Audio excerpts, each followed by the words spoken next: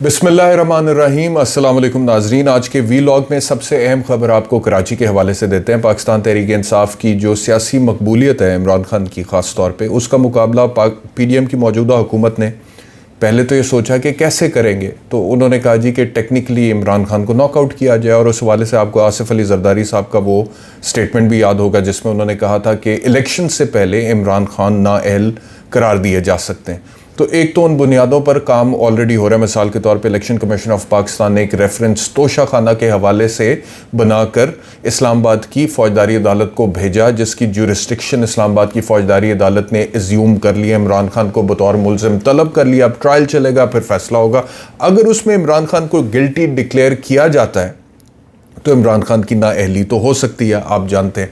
तो एक तो उन बुनियादों पर ऑलरेडी काम हो रहा है मौजूदा हुकूमत की तरफ से। दूसरी तरफ जो है, अब पॉलिटिकल जो एक गेम होती है या सियासी मैदान जो है, उसमें उन्होंने कैसे मुकाबला करने का सोचा। और मैं समझता हूँ कि इसमें अगर मैं सिर्फ ये कहूँ कि हुकूमत ये कर रही है तो वो शायद इंटेलेक्चुअल ऑनेस्टी नहीं होगी, क्योंकि इस्टेब्लिशमेंट के बगैर इस तरह के मामलात होते नहीं है। जो खबर अब सिंध से कराची से आ रही है, और ख़बर है जी कि गवर्नर सिंध कामरान टिसौरी ने MQM के मुख्तलिफ धड़ों के इंजमाम की तस्दीक कर दी है। उन्होंने कहा है कि पाक सरज़मीन पार्टी और फारूक सत्तार ने सरबरा MQM पाकिस्तान खालिद मकबूल सिद्दीकी की सरबराही पर इत्तफाक किया है। अब पिछले कुछ दिनों से आप लोग भी देख रहे थे, मैं भी ये देख रहा था, क्योंकि मेरा तो MQM के हवाले से मैं आपको ऑनेस्टली बताऊं, लीस्ट इंटरेस्ट है कि MQM की डेवलपमेंट में अब क्या हो रहा है। लीस्ट इंटरेस्ट है, क्योंकि MQM का जो पीक था, जब इनके पास इक़्तिदार था, ताकत थी, सियासी तौर पर इनके पास सीटें थी, मकबूल थे, एक फॉलोइंग थी, और लंदन में बैठ के अल्ताफ़ हुसैन साहब एक कॉल देते थे तो पूरा कराची जो है वो उसमें शटर डाउन हड़ताल हो जाती थी। इकॉनमी का अरबों रुपए का नुकसान होता था, लॉ एंड ऑर्डर सिचुएशन थी, टारगेट किलिंग थी, भत्ताखोरी थी, दहशतगर्दी की कार्रवाइयां थी, लसानी बुनियादों पे फसादात होते थे, लोग कराची जाने से डरते थे। तो वो जो MQM की एक बहुत बड़ा उसके अंदर रोल है। चलो मैं ये नहीं कहता कि पूरा MQM को ही उसका सारे का सारा जो है ब्लेम देना चाहिए, नहीं, मैं ये नहीं कहता, और भी स्टेक होल्डर्स थे उसके अंदर, लेकिन वो MQM का बहुत बड़ा किरदार था उसके अंदर। और मैंने उस जमाने में भी MQM पर तनकीद की थी। मुझे याद है जब अल्ताफ़ हुसैन का तोती बोलता था, रिपोर्टिंग करते हुए लोग घबराते थे MQM के हवाले से, और सख्त सवाल पूछते हुए लोग घबराते थे। तो उस ज़माने में मेरे कुछ प्रोग्राम्स हैं, आप अगर 2010-11 में जाकर देखें तो मैंने बड़ा खुल के तनकीद की थी। मैंने खुल के MQM वालों से उस टाइम पर भी सवाल किए थे। तो वो जो लेगेसी छोड़ के गई हुई ना MQM, I am not a fan of it.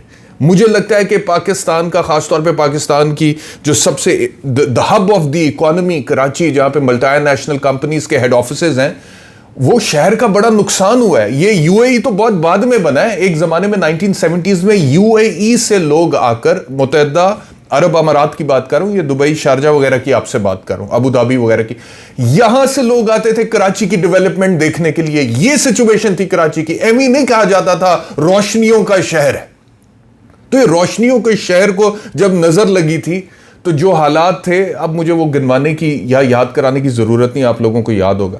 तो इस वजह से MQM के हवाले से खबरें आ रही थी, तो मेरा कोई इतना इंटरेस्ट नहीं था कि MQM में क्या पॉलिटिकली डेवलपमेंट होने जा रही है। लेकिन अब जो डेवलपमेंट सामने आ रही है, इस पर बात करने पर मजबूर मैं हो गया हूं, इस वजह से कि एक ज़माने में MQM को परवान चढ़ाया गया था सियासी तौर पर कुछ पॉलिटिकल स्पेस पैदा करने के लिए, जिसको बाद में इस्तेमाल किया जा सके। कि हम जहां पे कहेंगे कि इधर चले जाओ तो वो उधर चले जाएंगे, हम कहेंगे उधर चले जाओ वो उधर चले जाएंगे। और ये हुआ भी है, हमने देखा। इवन कि इमरान खान के दौर तक हुआ है। 2018 में इमरान खान ने जिन इत्तेहादियों के सहारे हुकूमत बनाई, उनमें से एक MQM थी। इमरान खान 22 साल तक चीखता रहा, जी मैं रूल ऑफ लॉ लेकर आऊंगा, कानून की बालादस्ती को इंश्योर करूंगा। लेकिन इवेंचुअली जब प्राइम मिनिस्टर बने तो वजीर कानून बनाया MQM के फरोग नसीम को। वो मिनिस्ट्री जो मैं समझता हूं इमरान खान साहब के लिए सबसे ज्यादा इंपॉर्टेंट थी, जिसमें लीगल रिफॉर्म्स, जस्टिस की वो बात करते थे कि अदालतें ठीक कर दो, सब कुछ ठीक हो जाएगा। उस पर कॉम्प्रोमाइज करना पड़ गया, इत्तेहादियों को देनी पड़ गई। और वही इत्तेहादी जब तहरीक अदम एतमाद का वक्त आया तो इमरान खान को छोड़ के चले गए।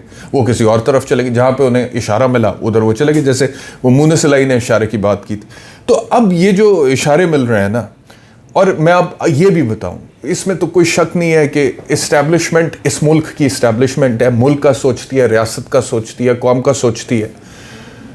और जब इस्टेब्लिशमेंट को ये एमक्यूएम के, मैं आपको बता रहा हूं कि जब एमक्यूएम के टुकड़े हुए थे तब इस्टेब्लिशमेंट को ये रियलाइज हो गया था कि एमक्यूएम अब जिस तरह से एक माफिया बन गई है, इसका मुल्क को बड़ा नुकसान हो रहा है, रियासत को, कौम को, पाकिस्तान को, कराची को बड़ा नुकसान हो रहा है। तो इवेंचुअली इस्टेब्लिशमेंट ने उस टाइम पे फैसला किया कि अब इसको हमने इस हालत में हम अफोर्ड नहीं करते कह रहे। तो फिर आपने देखा कि एमक्यूएम जो है वो तितर बितर हुई, उसके टुकड़े हुए, वो डिवाइड होगी। फिर इल्ताफ हुसैन वहां पे अकेले रहे, वो इल्ताफ हुसैन जो लंदन में बैठ के यहां पे हजारों का या लाखों का मजमा होता था और कहता था कि खामोशी इख्तियार करें, और पूरे मजमे में खामोशी होती थी, पिन ड्रॉप साइलेंस जिसको आप बोलते। बोले कि मुझे तब भी हैरानगी होती थी कि लोग कैसे इल्ताफ हुसैन को इस तरह से फॉलो करते हैं, उसके स्टेटमेंट्स देखें, उसकी हरकतें देखें, लेकिन होता था भाई। लेकिन जब वो पाकिस्तान के हवाले से, कराची के अमन के हवाले से और कराची की इकोनॉमी के हवाले से नेगेटिव हुआ, तो फिर इस्टेब्लिशमेंट ने उस टाइम पे फैसला किया कि यार ये मुल्क के लिए अच्छा नहीं है। तो इस वजह से वो एमक्यूएम जो है आपने देखा उसके टुकड़े हो गए। फिर एक बहादुराबाद ग्रुप हो गया फारूक सत्तार साहब का, फिर पाक सरजमीन पार्टी निकली, मुस्तफ़ा कमाल साहब वापस है, फिर एमक्यूएम पाकिस्तान निकली जिसमें खालिद मकबूल सिद्दीकी साहब हेड करें, और इल्ताफ हुसैन वहां पर अकेले रह गए। अब क्या हो रहा है कि अब दोबारा पूरा एमक्यूएम जो है उनको इकट्ठा करने की कोशिश की जा रही है, और ये जो फेस सामने है वो गवर्नेंस इन कामरान टिसौरी का है, और वो सबके पास जा रहे हैं। खबर है कि कामरान टिसौरी ने कराची में रात गए पाक सरजमीन पार्टी के सरबराह मुस्तफ़ा कमाल से पार्टी ऑफिस जाकर मुलाकात की। ये भी खबर मैं आपसे शेयर कर चुका हूं कि फारूक सत्तार यानी कि बहादुराबाद ग्रुप और पीएसपी यानी कि मुस्तफ़ा कमाल दोनों ने इस बात पर इतफाक कर लिया है कि एमक्यूएम अगर इकट्ठी होती है तो सरबराह उसके जो होंगे वो खालिद मकबूल सिद्दीकी होंगे, जो एमक्यूएम पाकिस्तान है। लंदन वाली उधर रह भी जाए, उसकी यहाँ पे फाउंडेशन है नहीं, ग्रास रूट लेवल पे उनकी अब वो फॉलोइंग है नहीं। सवाल ये पैदा होता है कि अब ये सब कुछ जो हो रहा है, दोबारा से इन सबको इकट्ठा करने की कोशिश की जा रही है, तो ये क्यों हो रहा है? मुझे तो जो वजह बड़ी सादा सी समझ आती है वो यही समझ आती है कि देखो ये भाई पीटीआई की जो वेव चल गई है ना इमरान खान की, हर तरफ इमरान खान हो ही पड़ी है, लोगों को कुछ और नज़र ही नहीं आ रहा, और ये 13 जमातें मिलकर पीडीएम की उसका मुकाबला नहीं कर पा रही हैं, और ज़िमनी इंतखाबात के नताइज भी आपके सामने हैं, और फिर आगे इलेक्शन आने वाला है, उसमें अगर ये 2/3 अक्सरियत ले जाता है ये तो अपनी मर्जी से कुछ भी करेगा, ये तो बहुत ताकतवर हो जाएगा। अब उसका तोड़ किस तरह से करना है? उसका तोड़ फिर इस तरह से करना है कि एमक्यूएम को दोबारा इकट्ठा करने की जरूरत है ताकि कराची को कम से कम सिक्योर किया जा सके। आपको पता है कराची में 2018 के इलेक्शन में पाकिस्तान तहरीक इंसाफ ने कुछ सरप्राइजेस दिए थे, सीटें निकाली थी, एक्सपेक्ट नहीं किया जा रहा था लेकिन निकले थे। अभी इमरान खान के स्टेटमेंट्स कई दफा आ चुके हैं जिसमें उन्होंने कहा कि मैं सिंध में जाके आपको बताऊंगा कि हमारी क्या फॉलोइंग है, और सिंध में हुकूमत बनाएंगे और सिंधियों को आज़ाद करेंगे गुलामी से, और जो भी उनका नैरेटिव है वो कहते हैं। तो कराची में भी पाकिस्तान, आपको याद है इमरान खान तहरीक-ए-आदम एतमाद के बाद जब घर चले गए थे, वो कहते हैं कि डायरी पकड़ के या जो भी मामला था उस टाइम पे, और मैं घर जाके उन्होंने कहा कि फिल्म देखना शुरू कर दी अपनी बेगम साहिबा के साथ, क्योंकि मुझे था कि अब तो हम घर चले गए। तो जो सबसे पहले वो मनाजिर आए थे ना कि लोग सड़कों पर आए हैं और वो कौमी तराना गा रहे हैं, सबसे पहले कराची के मनाजिर आए थे, सबसे पहले कराची से आए थे, क्योंकि कराची में लोग बड़ी तादाद में सड़कों पर निकले हैं और पाक सरजमीन शादबाद पीटीआई की सपोर्ट में, इमरान खान की सपोर्ट में। तो कराची में इमरान खान की फॉलोइंग तो है और वो मल्टीप्लाई भी हुई है इसके बाद तहरीक-ए-आदम एतमाद के बाद।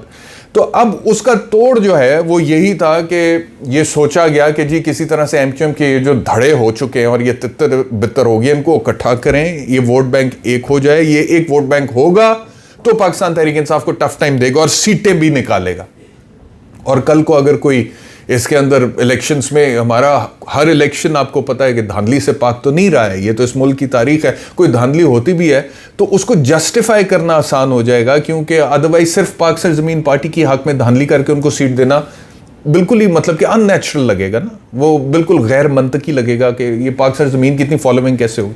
तो वो पाक सरजमीन plus Bahadurabad group plus MQM Pakistan मिलेंगे जब, तो उनको मिलाकर थोड़ा बहुत फिर उसमें डालडा, वो जो हम बचपन में क्रिकेट खेलते थे कि जिसमें डालडा मिलाओ या ये करो, वो दोस्त हमारे इस तरह की बातें करते थे, रन्स बढ़ाने ये वो, तो उसमें फिर वो डालडा मिल भी जाएगा तो उसका कुछ जस्टिफिकेशन आ जाएगी कुछ ज़्यादा। तो ये होने की कोई, अब सवाल पैदा ये होता है कि अगर सियासी मैदान में इमरान खान को मात देने की इन लोगों को इकट्ठा किया जा रहा है, तो क्या इसका नतीजा वही निकलेगा जो मैं शुरू में आपसे डिस्कस कर चुका हूं? जब एमक्यूएम अपने पीक में थी तो कराची में जो लॉ एंड ऑर्डर की सिचुएशन थी और मईशत को जो नुकसान पहुंचा था, तो मैं समझता हूं कि हरगिज एस्टैब्लिशमेंट भी ये नहीं चाहेगी कि इसका नतीजा ये निकले। और अगर एस्टैब्लिशमेंट ये नहीं चाहती है कि इसका नतीजा ये निकले, तो फिर मेरे ख्याल में एस्टैब्लिशमेंट को इस हवाले से गैर जानिबदार रहना चाहिए। उन्हें गैर जानिबदार रहना चाहिए और जो सियासत हो रही है उस सियासत को होने दें। वो जो भी सियासत हो रही है, जो भी मकबूल है, उसको होने दें। इस्टेब्लिशमेंट अदरवाइज इतना पावरफुल प्लेयर है पाकिस्तान के अंदर और इतना इंपॉर्टेंट स्टेक होल्डर है कि उनकी इंपॉर्टेंस ख़त्म नहीं हो सकती, नहीं ख़त्म। उसके लिए इस्टेब्लिशमेंट को पॉलिटिकल मनूवरिंग करने की ज़रूरत नहीं। हमें ज़रूरत है तगड़ी इस्टेब्लिशमेंट की, तगड़ी फौज की। न्यूक्लियर पावर है हम, हिंदुस्तान इधर से आंखें दिखाता है। अफगानिस्तान में जो सिचुएशन है, टीटीपी, टीटीए, बैंड आउटफिट्स, कौन मुकाबला करता है? फौज मुकाबला करती है। उस फौज को हेड कौन कर रहा है? फौज को जनरल्स हेड कर रहे हैं, कोर कमांडर्स हेड कर रहे हैं, chief of the army staff head कर रहे हैं। इस्टेब्लिशमेंट अगर अपने सियासी रोल से बाहर भी निकल आती है, जो कि वो कहती है कि हम निकल चुके हैं फरवरी 2021 के बाद, तो फिर मेरे ख्याल में उनकी इज्जत भी बढ़ेगी और उनका जो स्टेक है वो तो वही रहेगा और मामलात पाकिस्तान के हवाले से भी बेहतर होंगे। अच्छा, लेकिन अभी इस वक्त पाकिस्तान तहरीक इंसाफ की तरफ से बराह रास्त फवाद चौधरी साहब का जो ट्वीट है मैं आपसे पढ़ देता हूँ। उन्होंने कहा, इस्टेब्लिशमेंट के ऊपर वो उंगली उठा रहे हैं और वो कह रहे हैं कि ये जो एमक्यूएम को इकट्ठा किया जा रहा है ये इस्टेब्लिशमेंट कर रही है। फवाद चौधरी कहते हैं, कराची का शहर रोशनियों का शहर था, फिर इस्टेब्लिशमेंट को ख्याल आया कि हमारी पार्टी होनी चाहिए, सारे गुंडे जमा करके एमक्यूएम बना दी गई। अशरों आग खून का खेल खेला गया, मुश्किल से जान छूटी। अब फिर ख्याल आ रहा है कि तहरीक इंसाफ को रोकना है तो बारूद का ढेर इकट्ठा करके शहर में चरागाह की कोशिश की जाए। तो पीटीआई बराह रास्त यही इल्ज़ाम लगा रही है कि ये इनको इकट्ठा किया जा रहा है और उसमें इस्टेब्लिशमेंट का किरदार भी है और सिर्फ इस वजह से किया जा रहा है कि किसी तरीके से पाकिस्तान तहरीक इंसाफ को सियासी तौर पे शिकस्त देनी है आने वाले इंतखाबात में। क्योंकि अगर ये नहीं होता है तो पीटीआई कराची से भी सीटें निकालेगी, एन मुमकिन है कि सिंध से भी सीटें निकाले, क्योंकि पाकिस्तान पीपल्स पार्टी की जो परफॉर्मेंस है पिछले 14-15 साल से, उनकी तो मतलब कि 2008 के बाद से वहाँ पे हुकूमत चल रही है, उसमें आम सिंधी को तो कुछ नहीं मिला, उसको उसकी तो ज़िंदगी नहीं बदली, उसके तो हालात व वाक़यात मामलात वही हैं। आज भी आप अंदरून सिंध में जाके देखें कि एक हारी कैसे ज़िंदगी गुजार है और वडेरा वहाँ पे किस तरह से ज़िंदगी गुजार रहा है। और वो ख़बरें हमने देख ली ना सिंध में, कहत साली में जिस तरह से गुर्बत से और ग़ज़ाई किल्लत से बच्चों की अमवात हुई, एड्स के मरीज़ निकले, कुत्ता काटे की वैक्सीन अवेलेबल नहीं थी, वो सारे मामलात हमने देखे। तो ये अभी हो रहा है जी।